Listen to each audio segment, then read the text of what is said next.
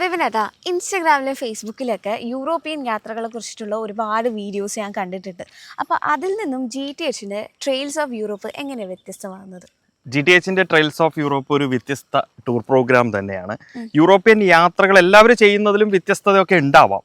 പക്ഷെ മെയിൻ ആയിട്ട് നമ്മൾ ഒരു രാജ്യം നമ്മൾ വിസിറ്റ് ചെയ്യുമ്പോൾ, ഇപ്പൊ ചില ട്രിപ്പുകൾ എന്ന് പറഞ്ഞാൽ ഒരു രാജ്യം 2 രാജ്യം, ഇത് 7 രാജ്യങ്ങളുണ്ട്. 13 ദിവസത്തിൽ 7 രാജ്യങ്ങളായി സന്ദർശിക്കുകയാണ്.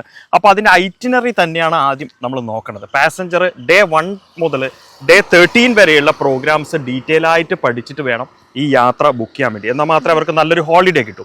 അതുപോലെ തന്നെ നമ്മൾ പോകുന്ന രാജ്യങ്ങളിലുള്ള ഓതന്റിക് ആയിട്ടുള്ള ക്യുസീൻസ്, അവരുടെ കൾച്ചർ, ഇതൊക്കെ എക്സ്പീരിയൻസ് ചെയ്യാൻ പറ്റുന്നുണ്ടോ എന്നുള്ളത് കൂടെ വളരെ ഇമ്പോർട്ടൻ്റ് ആണ്. ഇപ്പോൾ ട്രെയിൽസ് ഓഫ് യൂറോപ്പിനെ കുറിച്ച് പറയുകയാണെങ്കിൽ ബുള്ളറ്റ് ട്രെയിൻ കൊടുക്കുന്നുണ്ട് ഇറ്റലിയിൽ, അതുപോലെ ജർമ്മനിയിൽ ഫെറി കൊടുക്കുന്നുണ്ട്.